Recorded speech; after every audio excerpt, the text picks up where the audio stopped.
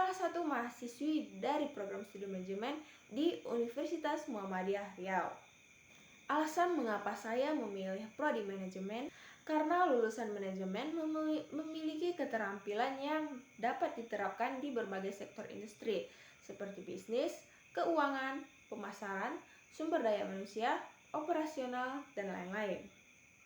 Lulusan manajemen dibekali dengan keterampilan komunikasi, negosiasi, dan pemecahan masalah yang berguna untuk pemimpin yang efektif.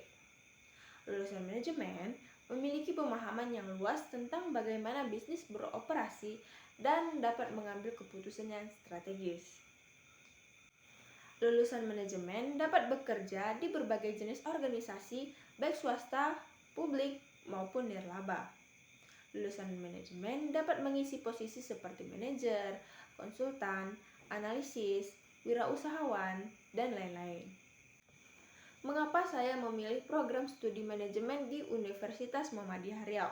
Karena Universitas Muhammadiyah Riau menyediakan kelas malam atau reguler B untuk mahasiswa yang sedang bekerja dan ingin melanjutkan pendidikannya ke S1. Dan di Universitas Muhammadiyah Riau menyediakan program pascasarjana untuk prodi manajemen dan kewirausahaan. Dan di Universitas Muhammadiyah Riau program studi manajemen telah terakreditasi B.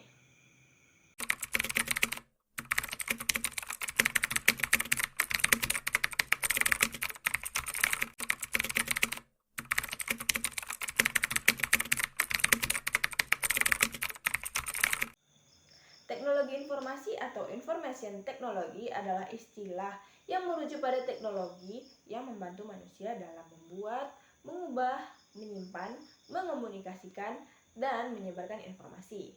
Teknologi informasi mengintegrasikan komputasi dan komunikasi berkecepatan tinggi untuk data, suara, dan video.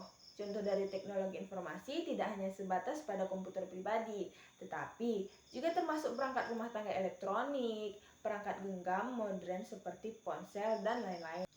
Contoh dari teknologi informasi tidak hanya terbatas pada komputer pribadi, tetapi juga termasuk perangkat rumah tangga elektronik, perangkat genggam modern seperti ponsel, dan lain-lain.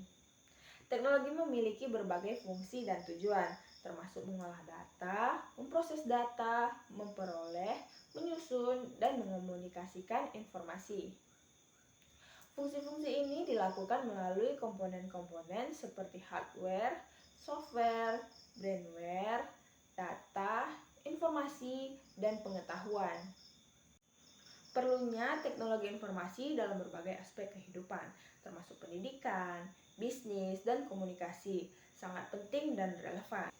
Teknologi informasi pada bidang pendidikan memudahkan pengajar dan siswa untuk berinteraksi dan memperoleh materi pelajaran. Seperti yang terjadi pada beberapa tahun yang lalu, di mana di era COVID-19 mewajibkan untuk siswa belajar di rumah, dan dengan adanya teknologi informasi, siswa dapat belajar dengan fleksibel dengan menggunakan Zoom dan Google Meeting. Dalam bidang bisnis, teknologi informasi membantu perusahaan dalam sistem perangkat keras, perangkat lunak, dan semua perubahan prosedur.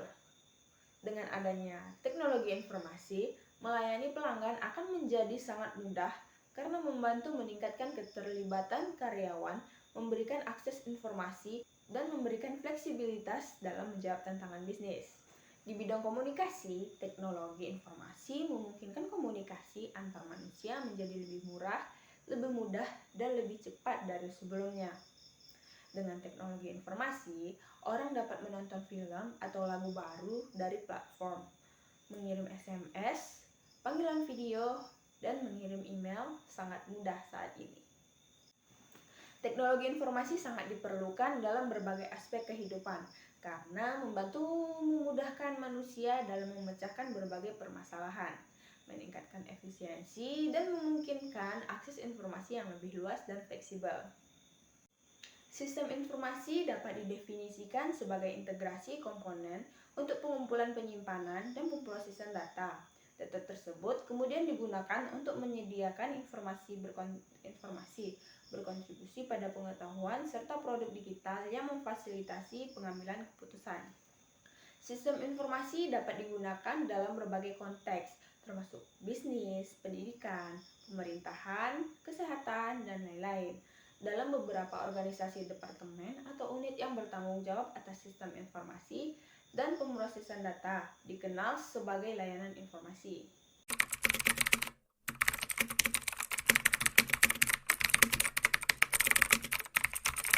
Perangkat lunak atau software dan perangkat keras atau hardware adalah dua komponen penting yang memungkinkan komputer berfungsi. Perbedaan utama antara keduanya adalah fungsi dan sifat mereka dalam sistem komputer. Perangkat keras komputer. Perangkat keras komputer adalah komponen fisik yang terlibat dalam operasional suatu sistem komputer. Mereka dapat dibagi menjadi dua kategori, internal dan eksternal. Perangkat keras internal terdiri dari komponen yang terintegrasi dalam sistem komputer dan berfungsi untuk memproses perintah, seperti CPU, RAM, dan hard drive. Perangkat keras eksternal sebaliknya adalah komponen yang terhubung secara eksternal ke komputer dan berfungsi untuk mengontrol input dan output seperti keyboard, mouse, dan monitor. Perangkat keras komputer memiliki fungsi yang berbeda-beda, tetapi secara umum dapat dibagi menjadi 4 fungsi utama. Yang pertama, menerima input, mengolah data atau informasi, memberikan output, dan menyimpan data atau informasi. Contoh perangkat keras komputer yang menerima input adalah keyboard, mouse, dan mikrofon. Contoh perangkat keras yang mengolah data adalah CPU dan RAM. Contoh perangkat keras yang memberikan output adalah monitor dan speaker. Contoh perangkat keras yang menyimpan data adalah hard drive. Perangkat keras komputer sangat penting dalam operasional suatu sistem komputer, dan setiap komponen memiliki fungsi yang spesifik dan berbeda-beda. Perangkat lunak, juga dikenal sebagai software, adalah suatu program yang dirancang untuk dijalankan oleh mesin komputer. Program ini terdiri dari serangkaian instruksi yang dapat dijalankan oleh komputer untuk melakukan berbagai tugas, seperti mengolah sumber daya, perangkat keras, menerjemahkan bahasa pemrograman ke dalam bahasa mesin, atau membantu pengguna dalam melakukan tugas sehari-hari. Perangkat lunak mempunyai tujuan dan fungsinya masing-masing. Pertama, perangkat lunak sistem informasi atau operasi sistem pengelola sumber daya perangkat keras komputer memungkinkan aplikasi lain untuk berjalan. Yang kedua, perangkat lunak bahasa atau language software. Program yang digunakan untuk menerjemahkan instruksi-instruksi yang ditulis dalam bahasa pemrograman ke dalam bahasa mesin agar dimengerti oleh komputer. Yang ketiga, perangkat lunak aplikasi atau application software. Perangkat lunak yang dibuat oleh software house dengan tujuan menyelesaikan pekerjaan atau tugas yang bersifat umum atau standar, seperti pengolah kata spreadsheet, presentasi, hingga media sosial. Beberapa contoh perangkat lunak. Yang pertama, sistem operasi. Sistem operasi meliputi Microsoft Windows, Linux, contohnya Ubuntu dan Fedora. Yang kedua, aplikasi produktivitas seperti Microsoft Office termasuk Word, Excel, dan PowerPoint. Yang ketiga, driver. Driver digunakan untuk mengoperasikan dan mengontrol perangkat dan peripheral yang terhubung ke komputer seperti driver printer, mouse, dan kartu jaringan. Yang keempat, browser. Browser adalah program yang digunakan untuk mengakses internet dan menampilkan konten web.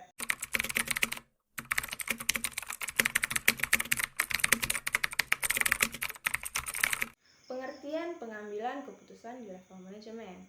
Pengambilan keputusan di level manajemen juga dapat didefinisikan sebagai kegiatan yang memilih suatu strategi atau tindakan dalam pemecahan masalah yang dihadapi organisasi. Tujuan dari keputusan ini adalah untuk mencapai target atau aksi tertentu yang harus dilakukan. Dalam konteks manajemen, keputusan ini melibatkan analisis situasi, pengembangan alternatif, dan evaluasi kriteria untuk memilih opsi yang terbaik.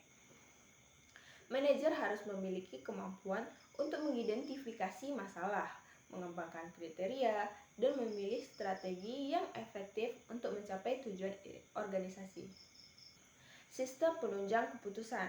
Sistem penunjang keputusan atau SPK adalah sistem yang berbasis pada komputer yang ditujukan untuk membantu mengambil keputusan dalam memanfaatkan data dan modul tertentu untuk memecahkan berbagai masalah yang semi terstruktur dan tidak terstruktur.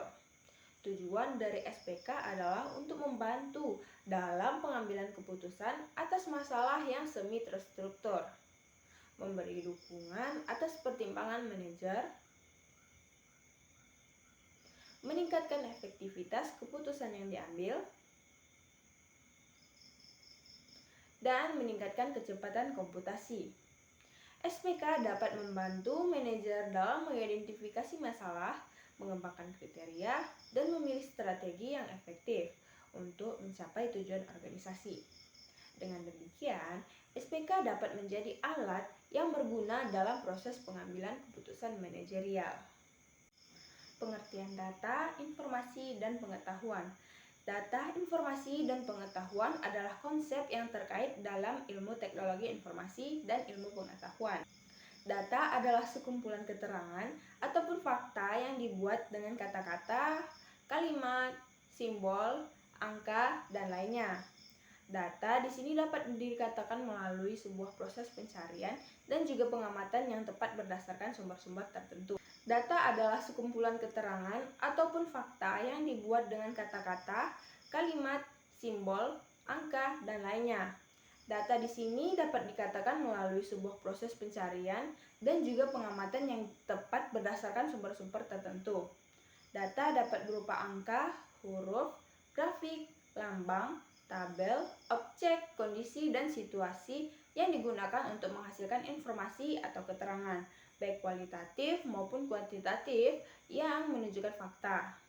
Informasi adalah data yang telah diolah menjadi bentuk yang berguna bagi penerimanya dan nyata berupa nilai yang dapat dipahami di dalam keputusan sekarang maupun masa depan. Informasi dapat berupa hasil pengolahan data yang diorganisasi dan berguna kepada orang yang menerimanya. Pengetahuan. Pengetahuan adalah hasil dari pengolahan informasi yang memberikan pengetahuan dan pengertian. Pengetahuan dapat berupa hasil penelitian yang memberikan wawasan yang penting dan berguna bagi pengguna.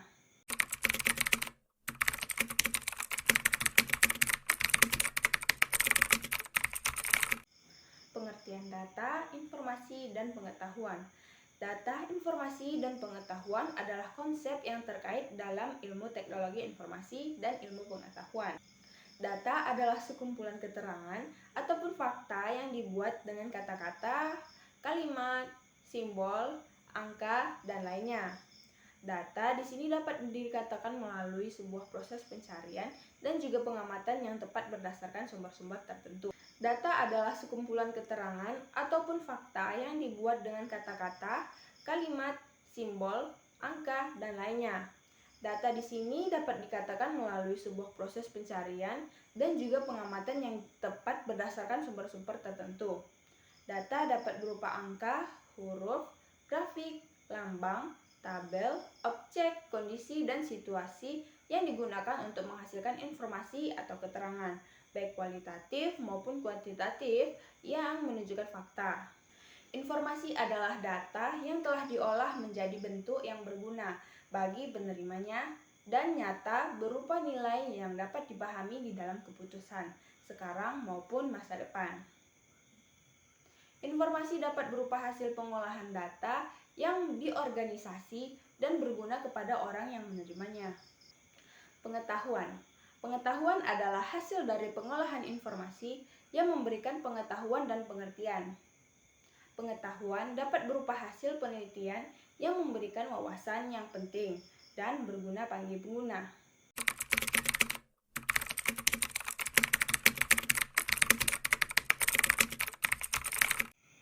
Dengan demikian, kesimpulan dari teknologi informasi, sistem informasi, perangkat keras dan perangkat lunak, serta pengertian pengambilan keputusan manajemen, pengertian data, informasi, dan pengetahuan menunjukkan bahwa teknologi informasi adalah suatu teknologi yang membantu manusia dalam membuat, mengubah, menyimpan, mengomunikasikan, dan atau menyebarkan informasi, serta memungkinkan pengguna untuk melakukan berbagai tugas dan pengambilan keputusan yang efektif dan efisien.